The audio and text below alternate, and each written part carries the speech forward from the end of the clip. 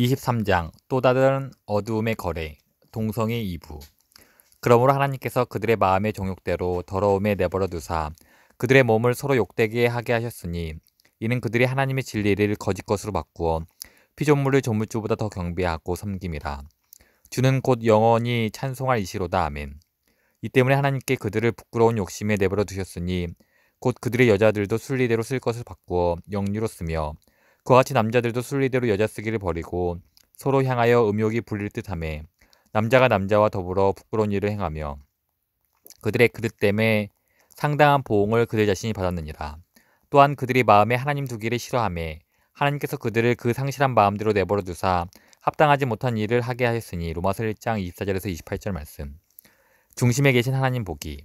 오늘 살펴본 내용에서 저의 목표는 동성애 행위가 잘못이라고 여러분을 설득하는 데 있지 않음을 고백하고 싶습니다.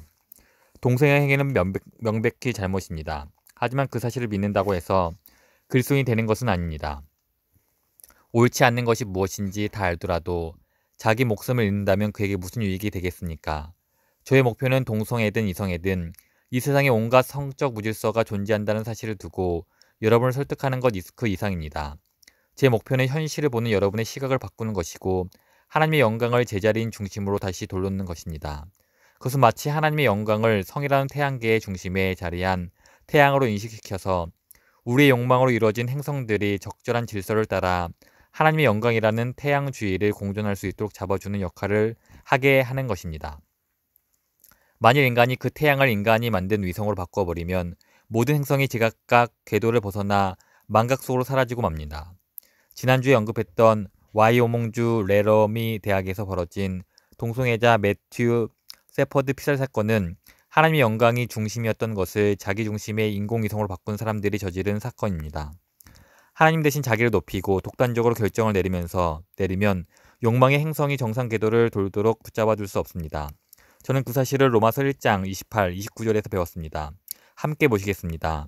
또한 그들이 마음에 하나님 두기를 싫어하며 하나님께서 그들을 그 상실한 마음대로 내버려 두사 합당하지 못한 일을 하게 하였으니 곧 모든 불의, 추악, 탐욕, 악이 가득한 자요, 시기, 살인. 바로 그겁니다. 살인은 어디에서 옵니까? 그들이 마음에 하나님 두기를 싫어하며 23절에서도 말하고 있습니다. 썩어지지 아니하는 하나님의 영광을 우상으로 바꾸었느니라. 이 경우에는 돈과 증오의 심입니다. 25절에 나옵니다. 그들이 하나님의 진리를 거짓 것으로 바꾸어. 모든 무질서의 근원과 하나님의 심판. 지난주에 본문을 통해 살펴본 내용입니다. 인간의 모든 무질서, 성적, 사회적, 신체적, 감정적 무질서의 근원은 하나님의 영광을 다른 것으로 바꾼 데 있습니다. 우리의 영혼과 세상이라는 태양계는 모든 것을 주관하는 태양처럼 하나님의 영광을 중심으로 궤도가 형성되었습니다. 그런데 온 인류가 하나님의 영광을 아무 힘없는 인공위성 따위의 것으로 바꿔버렸습니다. 중력도 없고 그래서 행성들의 궤도를 적절히 유지시킬 수도 없는데 말입니다. 온 세상은 무질서 그 자체가 되었고 소멸과 파괴를 향해 달려가고 있습니다. 그런데 지난주에 본문을 통해 더 놀라운 사실을 보았습니다. 인간의 삶과 우리 사회와 우주에서 일어나는 무질서와 부패는 하나님의 심판입니다. 하나님께서 그렇게 하신 것은 밑바닥에 있는 인간의 끔찍한 영적 사악함을 적나라하게 보여주시기 위함입니다. 우리는 그 사실을 3번이나 살펴보았습니다. 인간이 하나님의 영광을 다른 것으로 바꿔버렸다는 말씀, 뒤에는 그래서 하나님이 우리를 더러움에 내버려 두셨다는 말이 나옵니다. 그래서 우리의 영혼과 사회가 온갖 종류의 악행과 두려운 질병과 죽음과 파괴 속에서 붕괴되어 가는 것입니다. 24절의 예로 살펴봅니다. 봅시다. 그러므로 하나님께서 그들을 마음의 정욕대로 더러움에 내버려 두사 그들의 몸을 서로 욕되게 하게 하셨으니. 26절입니다. 이 때문에 하나님께서 그들을 부끄러운 욕심에 내버려 두셨으니. 그리고 여기 26, 27절에서는 동성애를 부끄러운 무질서의 결과로 설명합니다. 그런 다음 28절 후반부에서 이렇게 말합니다. 하나님께서 그들을 그 상실한 마음대로 내버려 두사 합당하지 못한 일을 하게 하셨으니. 그리고 다음에 세 구절에서는 부패한 마음의 21가지 또 다른 결과들을 구체적으로 나열합니다. 누구도 여기서 예외일 수 없습니다. 동성애자든 이성애자든 남녀노소 종교의 유무에 상관없이 우리 모든 사람이 부패한 마음의 지배 아래 있습니다. 로마서 3장 9절에서 10절에서 말한 바와 같습니다. 유대인이나 헬라인이나 다 제 아래 있다고 우리가 이미 선언하였느니라. 기록된 바 의인은 없나니 하나도 없으며. 온 세계에서 일어나는 우리의 모든 문제의 근본 뿌리는 인류가 하나님의 영광을 다른 것으로 바꾸어 버린 데 있습니다. 그리고 하나님은 우리가 그 보응으로 수많은 문제를 열매를 맛보도록 우리를 내버려 두셨습니다. 이 모든 일은 우리를 회개와 경배의 자리로 부르는 것이지 반항과 무신론으로 부르기 위함이 아닙니다. 제가 우리의 모든 문제라고 언급한 것은 정말로 모든 문제를 의미합니다. 지난주에 말씀드렸지만 우리의 육체적 질병과 자연재해까지도 우리가 하나님의 영광을 다룬 것으로 바꾼 것 때문에 피조물에 임한 하나님의 심판으로 인한 것입니다. 유전적 요인 때문에 생긴 성적 무질서라면? 동성애의 근원을 다루는 데 있어서 매우 중요한 질문입니다. 동성애의 신체적 요소가 무엇인지 확실히 아는 사람은 없는 것 같습니다. 하지만 유전적 원인이 발견된다면 어떻게 될까요? 동성애 행동의 도덕성 및 적절성과 연관시켜 볼 때 어떤 의미를 지니고 있을까요? 거의 상관이 없습니다. 과연 그 자체가 질서가 파괴되어 회복이 필요한 상태라면 말입니다. 그렇다면 오늘 그 문제를 놓고 자세히 살펴보겠습니다. 로마서 8장 20절에서 23절을 보겠습니다. 피조물이 허무한데 굴복하는 것은 자기 뜻이 아니요 오직 굴복하게 하시는 이로 말미암음이라. 모든 피조물이 허무한데 굴복했다는 점에 유의하시기 바랍니다. 맨 처음 만들어진 모습대로 피조물이 기능하지 않습니다. 바람과 비, 강물, 화산, 박테리아, 바이러스, 제트기, 전기, 배선, 브레이크 라이닝, 시각장애 학생이 길을 건너려는 교차로를 향해 차를 몰고 가던 86세 노인에게 일어난 심장 발작, 성남 백혈구 세포, 21번째 영습제 이상 등 부패한 세상에는 가슴 아픈 사연들이 참으로 많습니다. 피조물이 허무한데 굴복한 것입니다. 누가 그렇게 굴복시킨 것일까요? 20절에서 말합니다. 굴복하게 하시는 이로 말미암음이라. 그 바라는 것은 인간도 사탄도 아니고 바로 하나님이십니다. 하나님이 바라는 것이 있으셔서 세상을 허무한데 굴복시켰습니다. 세상을 허무한데 굴복시킨 뜻은 우리가 하나님의 영광을 다른 것으로 바꾼 것이 얼마나 끔찍한 결과를 낳았는지 각성하게 하고 우리 자신을 의지하는 대신 죽은 자를 일으키시고 영광을 회복시키는 하나님만 의지하게 하려는 것입니다. 계속 읽어 나갑시다. 21, 22절입니다. 피조물도 썩어짐, 허무함의 종노릇한 데서 해방되어 하나님의 자녀들의 영광의 자유에 이르는 것이니라. 피조물이 다 이제까지 함께 탄식하며 함께 고통을 겪고 있는 것을 우리가 아느니라. 바울은 피조물의 비참함과 허무함과 고통을 우리의 무질서한 몸과 성으로 인한 고통이 훗날 하나님 백성 가운데서 하나님의 영광으로 대신 채워질 때인 부활을 앞두고 겪는 산고로 표현하고 있습니다. 또한 바울은 지난주 우리가 살펴봤던 안타까운 그 질문을 언급하기까지 합니다. 이 세상의 모든 불행과 무질서와 역기능이 하나님의 심판 때문이라면, 그래서 하나님이 우리를 불경건함의 결과에 넘겨주신 거라면 회개하고 복을 믿는 자녀들의 불행과 무질서와 역기능과 고통은 감해주시지 않겠느냐의 질문이었습니다. 바울은 23절에서 이에 대한 답을 합니다. 그뿐 아니라 즉 온 피조물만 고통할 뿐 아니라 또한 우리 곧 성령의 처음 익은 열매를 받은 우리까지도 속으로 탄식하여 양자될 것 곧 우리 몸의 속량을 기다리느니라. 답은 그렇지 않다입니다. 하나님은 그분의 백성을 심판을 받아 부패한 피조물의 허무함에서 단번에 완전히 구해내시지 않았습니다. 하나님의 심판의 결과를 백성들을 위한 은혜의 수단으로 바꾸십니다. 그리고 우리를 차근차근 구원해 가십니다. 그의 피로 말미암아 의롭다 하심을 받았으니 더욱 그로 말미암아 진노하심에서 구원을 받을 것이니 지금은 죄로 용서받았고 이후에는 모든 죄에서 자유를 얻을 것입니다. 지금은 하나님과 화목을 이루었지만 이후에는 완전한 친밀감을 누릴 것입니다. 지금은 성령의 첫 열매와 집을 보증을 받았지만 이후에는 성령의 능력과 임재에 따른 온전한 추수를 맛볼 것입니다. 지금은 성적인 무질서에서 얼마간의 추위하심을 받지만 이후에는 온전하게 될 것입니다. 지금은 희미하게 거울을 통해 주님의 아름다우심을 보지만 이후에는 얼굴과 얼굴을 맞대고 보게 될 것입니다. 지금은 하나님과 평화를 누리지만 이후에는 완전함을 소유하게 될 것입니다. 이것이 로마서 8장 23절의 의미입니다. 순리대로라는 말은 무엇일까요? 여기서 말하는 의미는 인간의 성에 있어서 동성애적인 무질서가 신체적인 문제에서 기원하든 사회적 역기능 때문에 발현하든 아니면 개인적인 차원의 문제이든 관계없이 그 어떤 경우라도 동성애를 선하다 혹은 자연스럽다, 정상이다라는 뜻으로 정의 내리지 못한다는 것을 뜻합니다. 하나님이 창조주 되시고 생명의 설계자인 세상에서는 자연스럽다는 말이 하나님의 목적과 설계에 들어맞는 것을 뜻합니다. 육체적인 근원에서 오는 것은 결코 그렇지 않습니다. 육체적인 데 뿌리를 둔 것은 결코 올바르지 않습니다. 육체에 뿌리를 둔 공격적 성향은 폭력적인 행동을 유발하며 인간은 이를 용납하지 않습니다. 육체에 근거를 둔 무기력함은 게으름과 태만을 낳으며 인간은 이를 묵과하지 않습니다. 열광적 성향은 분열과 일 중독을 낳습니다. 우울증이 심하면 자살 충동이 일어납니다. 염려가 심하면 편집증이 일어납니다. 중독 성향은 알코올 중독이나 도박 중독, 흡연 중독으로 이끕니다. 쉽게 좌절하다가 보면 분을 폭발합니다. 강한 성적 욕망은 음욕과 포르노, 간음, 간통, 일부 다초로 이끕니다. 다시 말해 죄의 영향력이 자연의 근원과 모든 생명체의 무지수에까지 영향을 미치는 세계에서는 육체의 뿌리를 둔 것에 대해 선하다 혹은 자연스럽다고 정의할 수 없습니다. 부패한 자연보다 훨씬 높은 기준이 반드시 있습니다. 이 세상에는 육체에 기반을 둔 비정상적인 것들이 많습니다. 그러므로 육체에 기반을 두거나 뿌리를 둔 것은 순리적이라거나 선하다는 인정을 받을 이유가 충분하지 않습니다. 그렇다면 이토록 무질서한 세계에서 어떻게 사랑하며 살아갈 수 있을까요?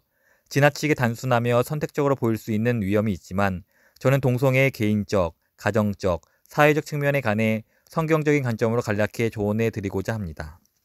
동성애적 욕구를 가진 개인을 위한 성경적 조언. 먼저 우리 가운데 동성애적 욕구를 가진 분들에게 몇 말씀을 드립니다. 1. 동성애적 욕구가 어디에서 기원하는지 아직은 불분명하지만 다른 종류의 무질서와 장애 역시 마찬가지입니다. 그럼에도 불구하고 성적 무질서에 따른 고통과 현실을 인정하십시오.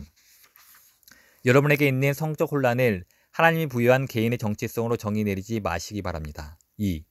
여러분의 모든 죄를 용서하시고 하나님의 의를 선물로 주시며 여러분과 맺은 언약을 성취하시는 예수님만을 믿으십시오.